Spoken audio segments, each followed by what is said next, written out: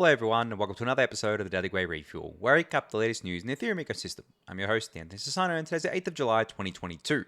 Alright everyone, let's get into it. So, fresh off the press, as Tim Biko says here, all core devs update number 12 is now ready for you to peruse. So, the TLDR, obviously, going over a few of the major updates over the last few months, such as Grey Glacier, Sepolia merging, and obviously Gurley merging next. Some of the testnets being deprecated, like Kiln, Robson, and Rinkeby, and the timing around that. And also, a focus on kind of like community calls with an extra focus on EIP 4844, which of course is a Proto-Danksharding. Now, for those of you who don't know, you probably hear about Proto-Danksharding a lot. There is actually a website dedicated to it called EIP4844.com that you can go check out. It has all the information here about Proto-Danksharding and why it's so exciting. And this upgrade will hopefully be going in to the network, 6 to 12 months after the merge happens, hopefully with kind of like withdrawals, but it may become like a separate thing depending on just the complexity of it.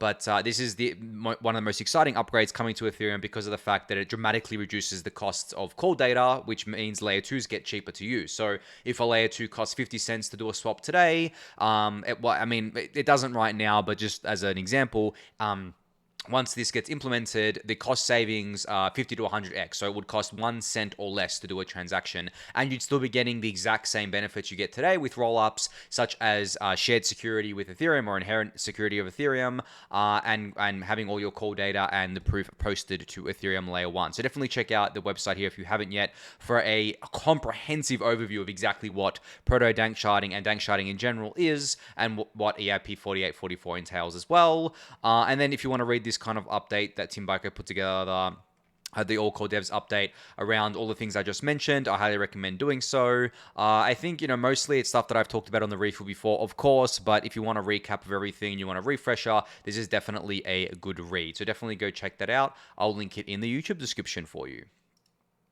All right, so Shadow Fork 9, or Mainnet Shadow Fork 9, has been scheduled for July 14th at 2 p.m. UTC. As I mentioned yesterday, Shadow Forks will keep happening on a regular basis right up until the Mainnet merge, and they run like a really well-oiled machine these days, right? And the point of these Shadow Forks isn't to just run through the same merge transition every time. It's to test various different things, and there are kind of like things that are being tested on one Shadow Fork that may not be tested on another, and we're just trying to get as much of kind of like those merge transitions run through as possible before mainnet, obviously. And I spoke about how Gurley is the next one coming up, and that the date for that will be announced on the core dev call in a couple of weeks, and then obviously we'll have mainnet there. So if you want to participate in Shadow Fork 9, you can find all the details about it in the ETH R&D Discord channel. I believe it's in one of the merge related channels there.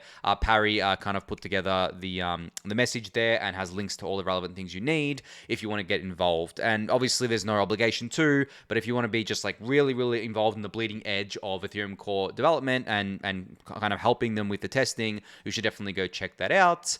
And speaking of Ethereum core development, the EF Research AMA, or the Ethereum Foundation Research AMA, has been completed. There are a lot of good questions and answers in this AMA. I mentioned yesterday that you should definitely check it out. I'm going to remind you again today to go read it.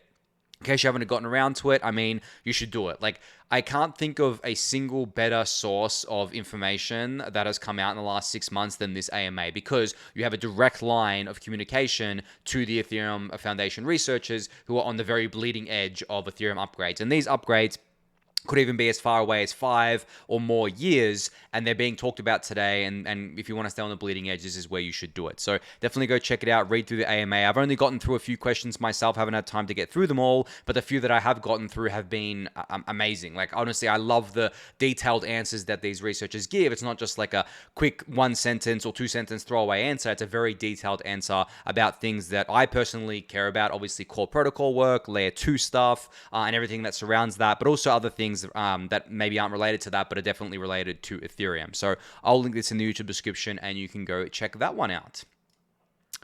All right, so speaking of the merge, just wanted to highlight here an image that Nakul, I believe, hopefully I'm pronouncing that right, shared on Twitter of excitement for the merge transcends all borders. So this was spotted in Bangalore, and this is like a graphic that was put together by someone celebrating the merge. Now, there are a few funny things about this graphic. One is that I believe it says Vitalik Data or Dada Buterin, which is pretty funny. And then in the bottom left, you'll notice that there's timbyco.eth with a picture of someone who is not Tim Byko, which I found quite funny. I was just like, oh, did Tim get a facelift?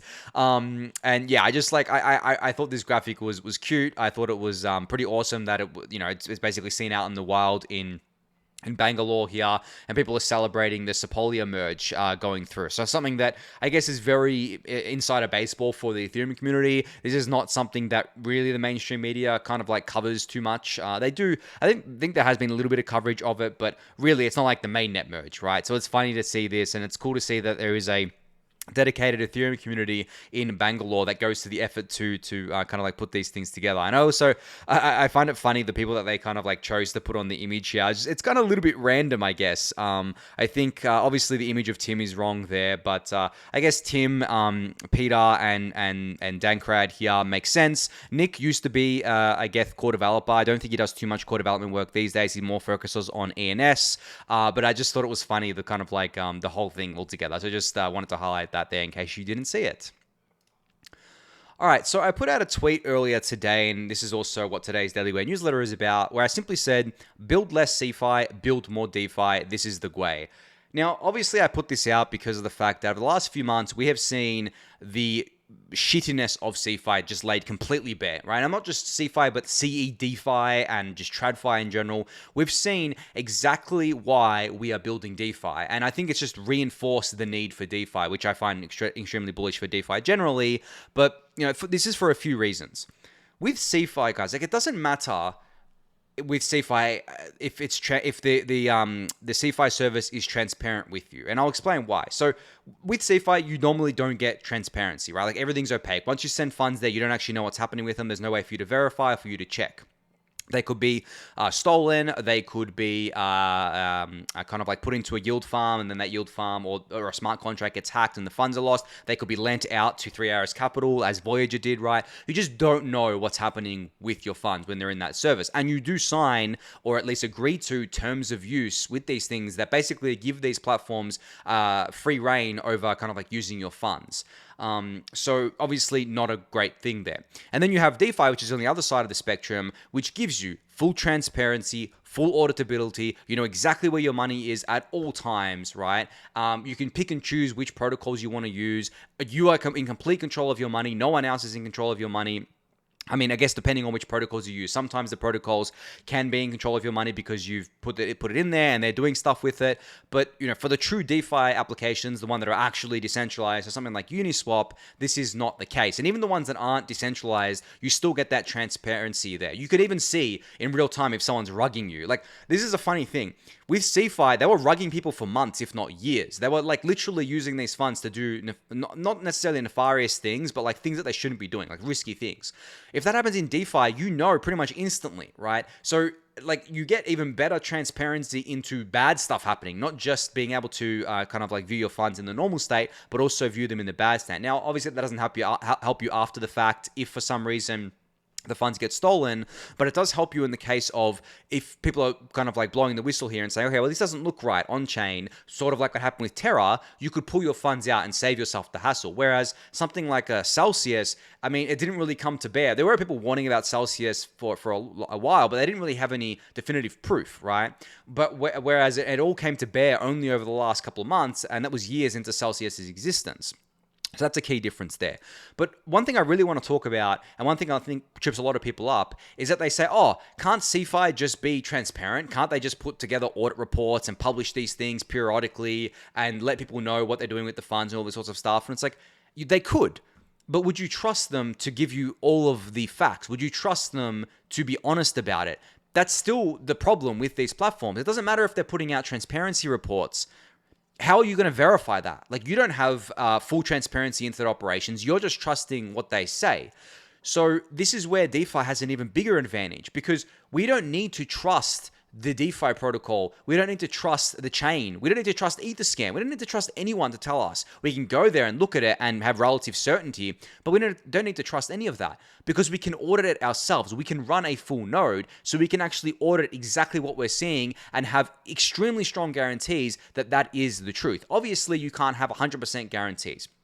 But you can have extremely strong guarantees that are just not possible in the CeFi, TradFi ecosystem. It doesn't even matter if they sign contracts or that say this is truthful, and if it's not truthful, we will pay a penalty, or we will do this, or we will do that. It doesn't matter at all, guys. Like the key weakness there is humans. So what we're doing is with DeFi is we're replacing humans with code. We're making a trustless finance system where no one needs to trust anyone. We just need to trust the code. And the thing is that we can trust the code because we can see it. It's transparent. It's auditable. It's verifiable. There's no need for us to trust anyone. That's the meaning of trustless. And that's the most powerful thing of DeFi to me, is that the ability for anyone, anywhere in the world, on any internet connected device to do this. Like running an Ethereum full node is not that intensive of a task. Obviously, you probably can't run it on a smartphone, but you can run it on a Raspberry Pi. You can run it on lower end consumer grade hardware, and it's getting easier and easier to run it all the time. So the thing is that you could be in the remotest of locations as long as you have a decent internet connection and a piece of hardware, which I guess, like with things like Elon Musk's Starlink and other such solutions is getting more and more possible every day. You can verify all of this.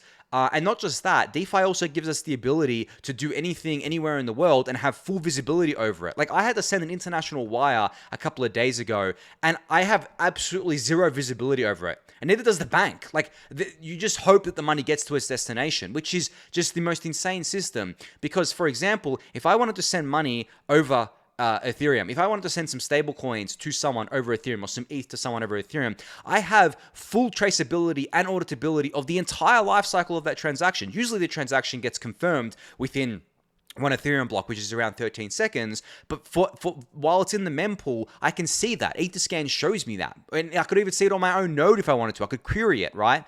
So by doing that, I have full visibility over everything. There is no opaqueness here. There is kind of a very transparent system the whole way through. And then I can see the transaction get confirmed. And then I can ask the counterparty just to make sure. I can be like, hey, did you get my funds? And if they say, no, I didn't, and if they're lying to me, I can say, well, no, okay, you did. Here's proof. Like, here's proof that this went to the address that you gave me, essentially. So like, this is the whole point, again, of a trustless system. And this is what's so amazing and so innovative of not just Ethereum, but blockchains in general. And that's what a lot of people miss and they take for granted, is that we have this amazing innovation with DeFi that gets clouded by all this other crap that goes on. Even within DeFi, obviously DeFi isn't perfect, but I'm talking about the actual true, sustainable, built-to-last DeFi protocols such as Uniswap, such as Maker, such as Aave, and Compound, and Curve, and all these ones that have been around for a while and don't take shortcuts and don't try to do like degen yield farming and don't try to be something like a Terra being built on like shaky foundations.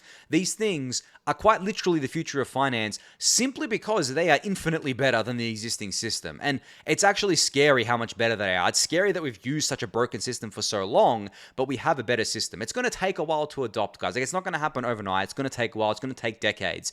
But when we kind of like get to that point where most of the world is using DeFi rails instead of the traditional rails, I think that people will realize the massive benefit here, and the narrative will change completely. I mean, if you had to make an analogy, you can with the internet very easily. There's a world of difference between sending snail mail and sending an email. Because with snail mail, right, you have obviously no auditability over that letter. If you send a letter from the US to Australia, for example, where I am, if you want to send me a letter, right, you have no auditability over a letter, for example. Like maybe with parcels you do at different checkpoints, right, whenever they scan them, but that's like a checkpoint system. It's not exactly full auditability, and there are constantly issues with that. There are constantly issues with parcels going missing, all this sorts of stuff, right?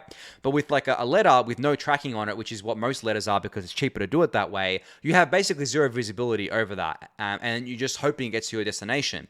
Whereas with an email, you do have more visibility, but you also have the fact that it's instant, so you can just ask the person, hey, did you get my email? If they say no, well, then you can just send the email. And then we take it a step further with Ethereum and with DeFi, where we can basically have full auditability and full traceability of the entire transaction lifecycle, which is just stupidly powerful. And I'm going to stop gushing now over DeFi, but guys, like, as I said, I think we take this for granted. I think we take it for granted because we're so in the weeds with everything, and DeFi at this point for us is quote unquote boring because we're used to it.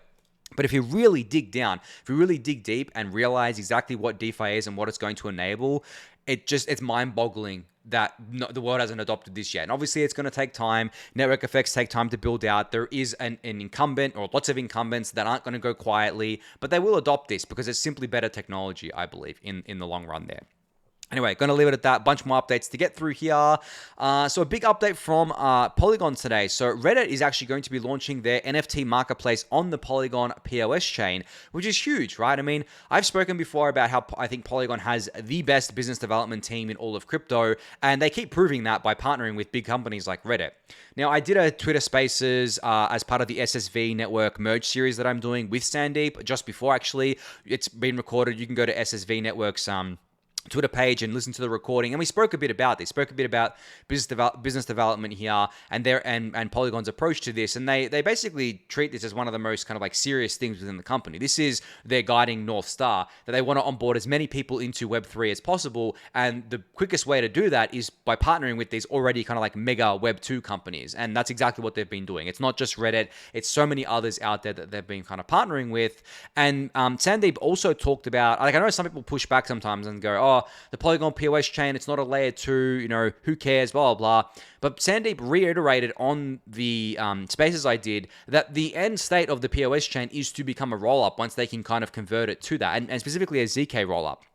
Once that happens, it takes the entire network effect with it, guys. Like, and the thing is, you can actually trust. I know I just spoke about the fact that we're building trustless systems, so we don't have to trust anyone. But obviously, there's still an element of trust in all of this because there's humans involved. But I do believe you can trust Polygon as an ecosystem to stick to their word, or Polygon as a team, as a company, to stick to their word with regarding changing the POS chain to a layer 2, because of the fact that they've just been extremely value additive to Ethereum. They have so many other kind of like projects that are working directly to improve Ethereum.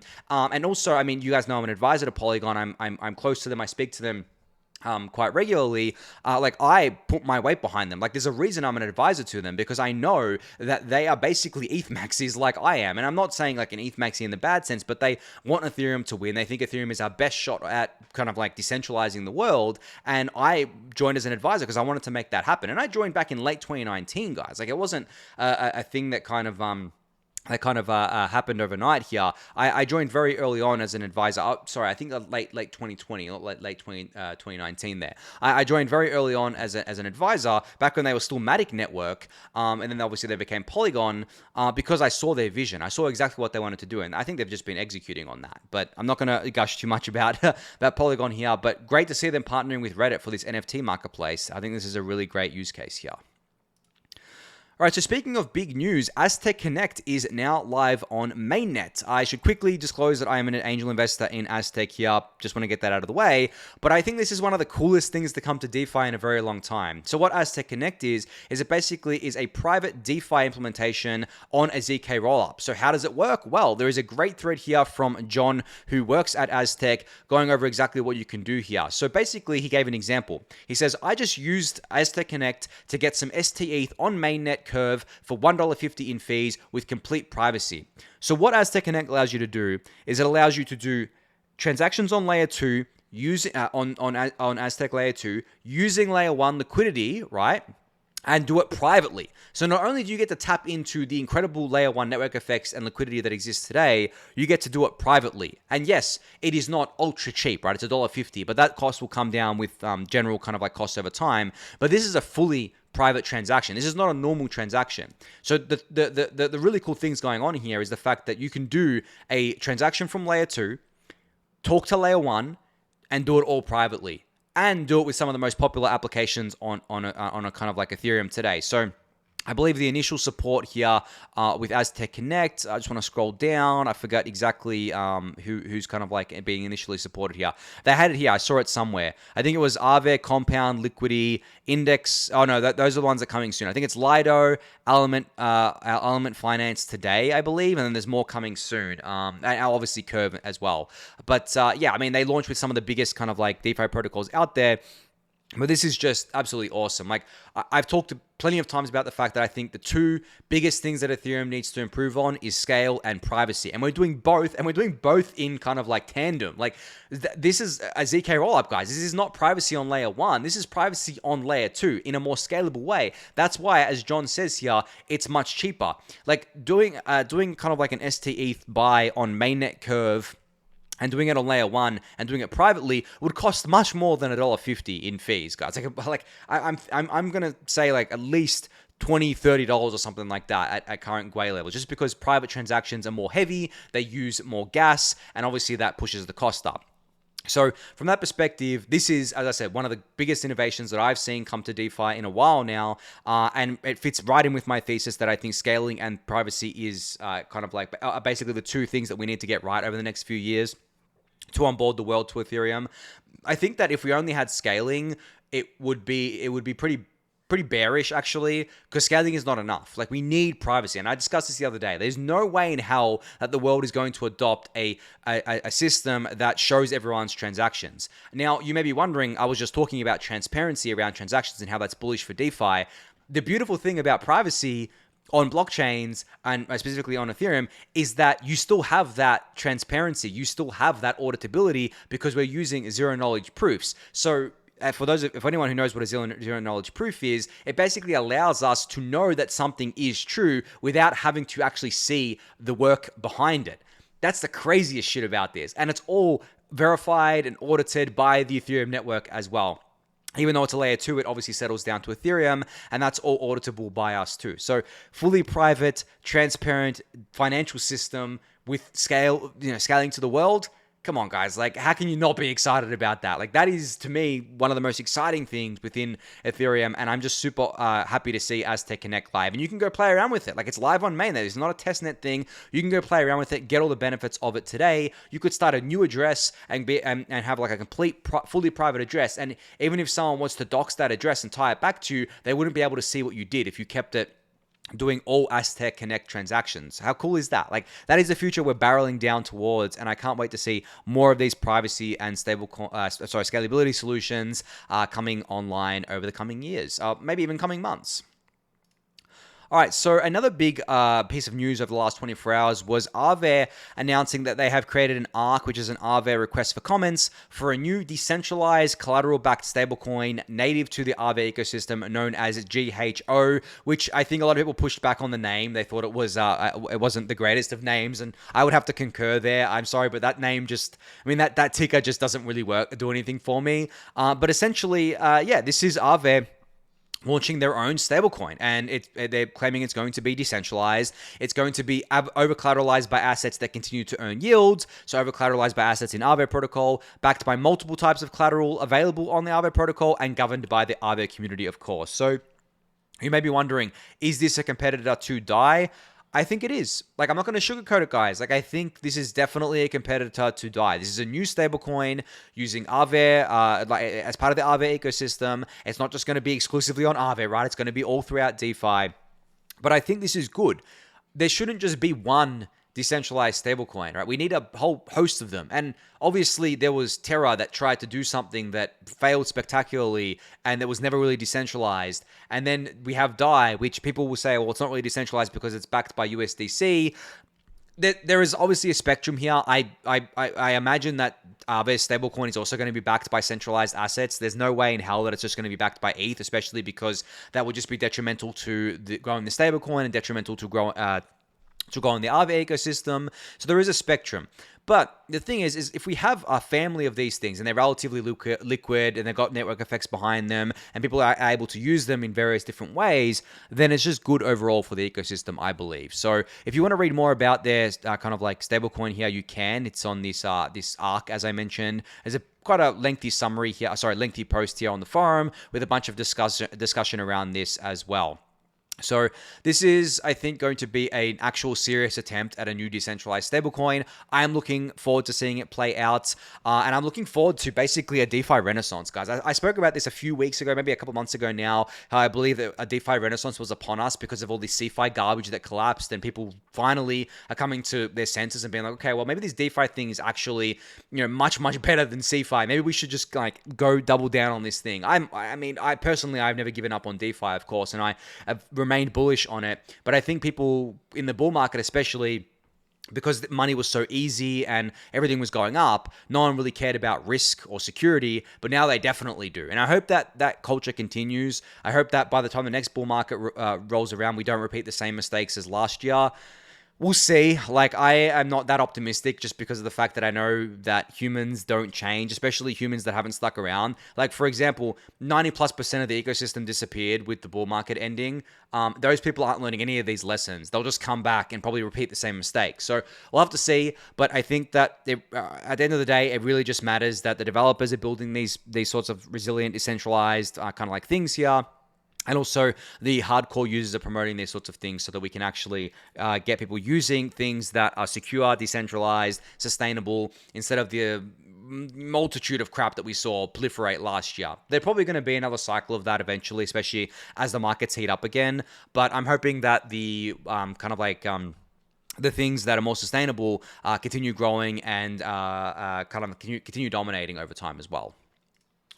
All right, so Starkware announced yesterday that StarkNet is preparing for a regenesis on Ethereum mainnet. Now, the term regenesis may ring a bell for you. This is what Optimism did back, I believe last year. They did a whole regenesis for OVM 2.0. So Starkware says here, after many updates and changes to the system, we will be relaunching a more mature version of StarkNet, which will be as lean and secure as possible. So today, StarkNet exists as kind of like an alpha, maybe a beta capacity where there's not really much activity on it just yet. There's not really many people using it just yet. And that's kind of by design, because when you do a regenesis, you basically have to start the chain again.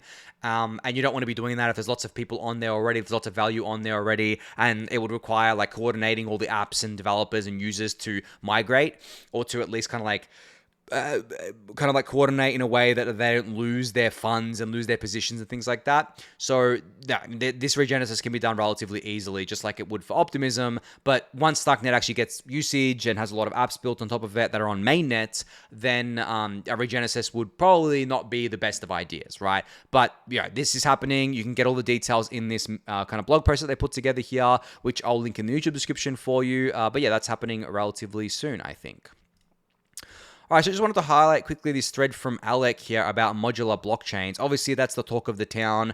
Pretty much everyone's talking about modular blockchains now. It's pretty funny how Polygon came out of nowhere and just pioneered that terminology, or at least popularized it. I think some people were talking about it before, especially in the Cosmos ecosystem. But I think Polygon really popularized that terminology now. Everyone talks about it. And I talk about it all the time on the Refuel, so this thread may not be an alpha-packed thread for you guys like it is for maybe newer people, but definitely check it out anyway, because it nicely summarizes kind of like what modular blockchains are, what the kind of like future will look like, and all the different platforms kind of like vying to be part of that future there. All right, finally here, I just wanted to quickly mention this NFT marketplace that Hunter from Arbitrum mentioned on Twitter. So this is an NFT explorer, not marketplace. So this is an NFT explorer called NFT Scan. You can go to arbitrum.nftscan.com and you can basically, explore all the NFT activity on Arbitrum in a really nice, familiar interface. This reminds me of Etherscan, right? So you can see here a bunch of different metrics like volume ranking, top mints, gas trackers, volume over the last kind of like, I think 24 hours or something like that. And there's probably a bit more analytics if I was to click here. Yep, you can get like a bigger breakdown here and discover new NFTs and stuff like that. So if you are someone who loves NFTs and you are looking to get more involved with something like Arbitrum NFTs, well, then you can definitely check out arbitrum.nftscan.com to do that. But I think on that note, that's going to be it for today. So thank you everyone for listening and watching. Be sure to subscribe to the channel if you haven't yet. Give the video a thumbs up, subscribe to the newsletter, join the Discord channel, and I'll catch you all next week. Thanks everyone.